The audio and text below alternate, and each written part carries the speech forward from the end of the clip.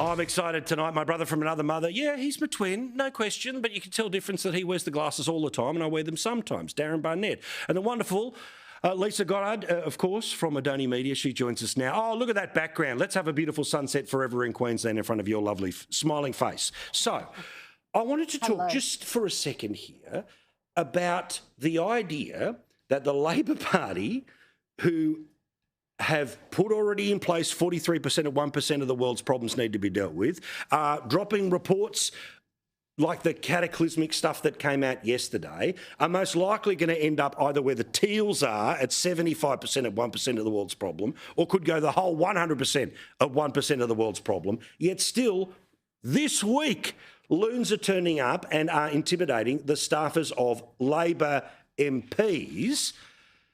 Again, I want to show you this MP. This is Renee Coffey and her comments via social media. Can you believe that the people who are trying to give you what you want are the people who you are still fighting against? And I will always stand up for your right to protest peacefully on the issues that matter to you. What I will not tolerate is the treatment of my team that I have seen today outside my electorate office. My team members have been harassed, they have been followed, and they have been aggressively confronted by protesters. And that's just not on. The green earrings, I'm with you, very subtle. Very subtle. But let's talk about this here, Darrin. It's not on. No, I'm saying. And the ratbag protesters and the... But they're getting what they want. But it's probably going to be a 70%-ish kind of tag. You said 75.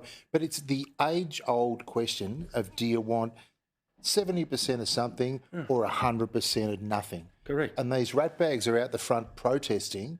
No one's going to take them seriously. Correct. And they're not going to get what they want. So... And from where you're sitting, politically, you're saying Labor's, arguably going too far. But these guys, it's not far enough. There is no such thing as far enough. Even if you gave them 100, they'd find a way. Yeah, correct. Which is why I think, Lisa, that in the conversations that we have had, that were where they were, that have changed, that apparently will be where they will be into the future, and I use that vague language because guess what? The world does change, okay? And as I showed before, that polling, and again, just amazing the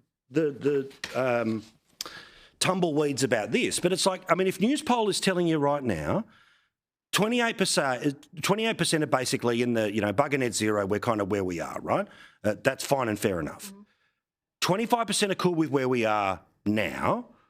37% say we should go higher. Well, if you put where we are now and higher together, that's what we're up towards the 60s, right? I don't understand why you're going and banging down the doors of Labor Party MPs when either theoretically the majority of the country is happy with the action Labor's taking, or if they want to go further, Labor's going to do it this week. Yeah, but they've got such a narrow lens though, Paul. You look at this, they were there today because they were protesting a decision about gas in WA. So they're not even here protesting about anything in Queensland, and they should be celebrating because what they've seen up in lights yesterday was, the climate catastrophe in Queensland here. We're going to be, flooding for 300 days of the year when doomsday does eventually come. So they should be out there sort of pushing their barrow on that one, if anything. But I think what has happened is protesters, no matter what their cause, have been emboldened. Look at what happened at the PM's office just yesterday. If you give these protesters and the far left the opportunity to feel like they're immune to any sort of punishment, then of course they're going to be emboldened and go out there, and whether it's environmental, whether it's pro-Palestinian, you name the unions, you name the issue, they'll be out there and they'll be protesting about it. And if this MP was so concerned about her staff, where were the police? We're all 100%. For the right to protest peacefully, but by her description, it wasn't peaceful. And if she was so worried about their welfare and their safety to make them work from home as of tomorrow, where were the police? Where are the consequences?